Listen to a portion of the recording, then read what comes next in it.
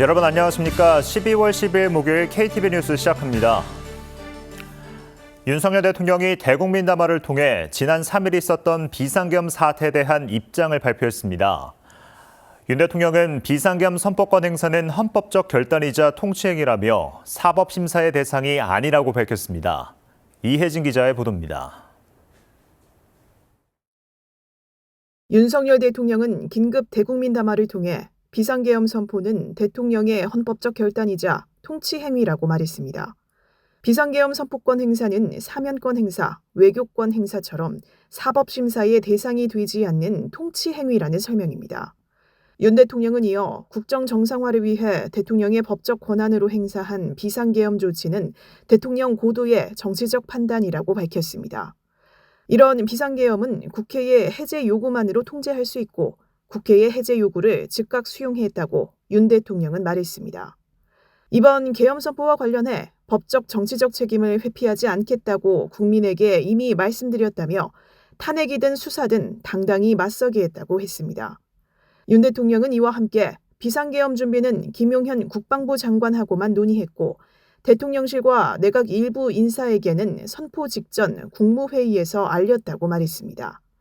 각자 담당 업무 관점에서 우려된다는 반대 의견도 많았지만 국정 전반을 보는 대통령 입장에서는 이런 조치가 불가피하다고 설명했다고 윤 대통령은 덧붙였습니다.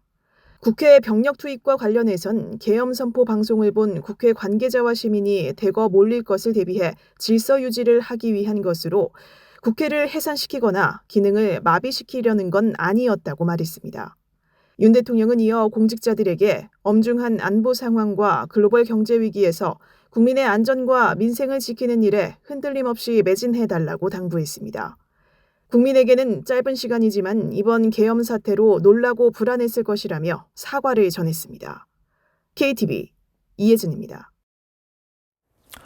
정부가 연일 F4 회의를 소집해 금융과 외환시장 동향을 점검하고 있습니다. 주요국 통화정책이 국내 시장에 미칠 영향을 점검하고 대외 신인도 유지를 위해 외부 소통을 확대하기로 했습니다. 신국신 기자의 보도입니다. 경제금융수장 최상목 경제부총리와 이창용 한국은행 총재, 김병환 금융위원장, 이복현 금융감독원장이 연일 금융외환시장 동향을 점검하고 있습니다. 지난 3일 비상계엄 사태 이후 불안한 탄핵 정국 속에 연일 긴급 거시경제 금융현안 간담회를 열고 경제 상황을 1일 단위로 확인하고 있습니다. 참석자들은 지난 11일 주식시장이 기관 투자자 매수세 등으로 이틀 연속 상승했다며 국고채 금리는 안정적 흐름을 지속했다고 평가했습니다.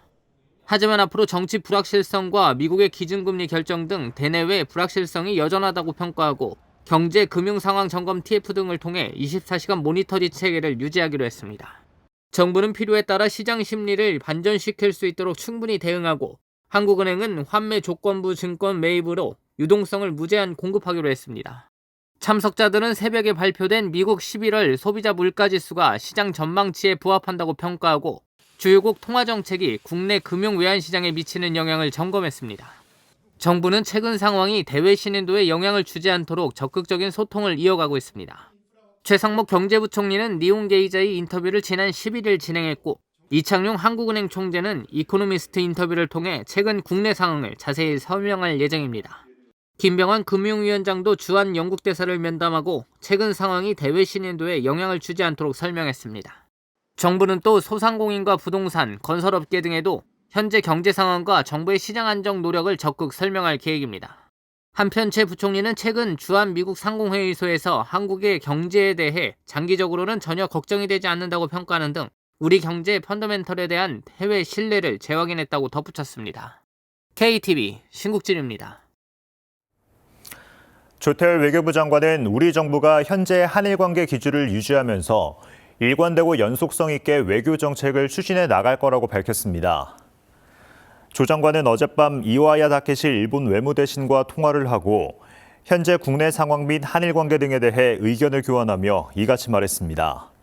한일 양국 장관은 내년 한일 국교 정상화 60주년 준비 작업을 계속 착실히 추진해 나가자는 데 뜻을 같이 하고 각급에서 긴밀한 소통을 지속해 나가기로 했습니다.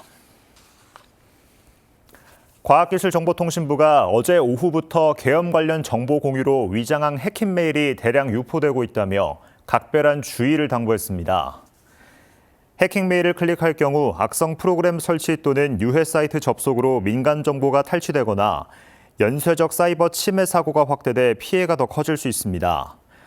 계엄 등 사회적 이슈가 포함된 메일을 수신했을 경우 송신자의 메일 주소를 정확히 파악하고 열람이나 첨부 파일 다운로드를 자제해야 합니다. 지방권 최초의 광역철도인 대경선이 14일부터 정식 운행을 시작합니다.